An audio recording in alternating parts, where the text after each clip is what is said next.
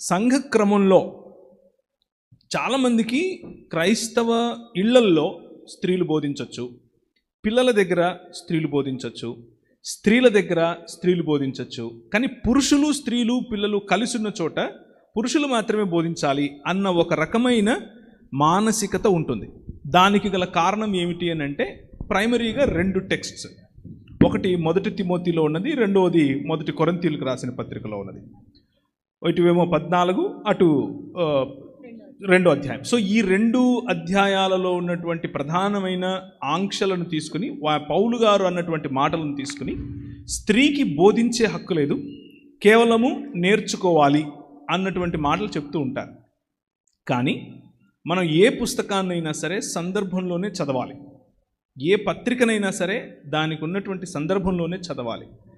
2 పత్రికలకు వేరు వేరు సందర్భాల్లో వేరు వేరు మనుషులకు వేరు వేరు సమస్యలకు సమాధానంగా రాసినటువంటి పత్రికలవి.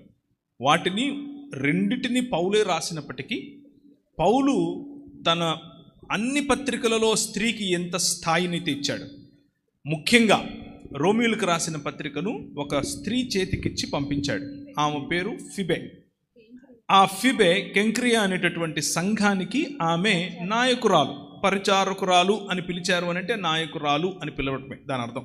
ఎందుకు అనంటే క్రైస్తవ సమాజంలో పరిచారకులే నాయకులు, సెలబ్రిటీలు ఉండరు. క్రైస్తవ సమాజంలో సెలబ్రిటీలు ఉండరు, పరిచార్య చేసేవాళ్లే పరిచారకులే నాయకులు అవుతారు. సో ఆమె ఆ రోజుల్లో ఉదాహరణకు ఇప్పుడు ఒకసారి ఆలోచించండి, కెంక్రియా దగ్గర ఉన్నటువంటి పౌలు దగ్గర నుంచి ఈ పత్రిక తీసుకుని ఎఫెస్కు వెళ్ళాలి. ఎఫెస్కు వెళ్ళి లేదా రోమా ప్రాంతంలో ఉన్నటువంటి సంఘానికి ఈమె ఇవ్వాలి. దాదాపు 350 నుంచి 400 మైళ్ళు ఉంటుంది. దాదాపు 350 నుంచి 400 మైళ్ళు ఉన్నటువంటి ఈ ప్రయాణాన్ని ఒక స్త్రీ చేతికి అప్పజెప్పాల్సిన అవసరం లేదు.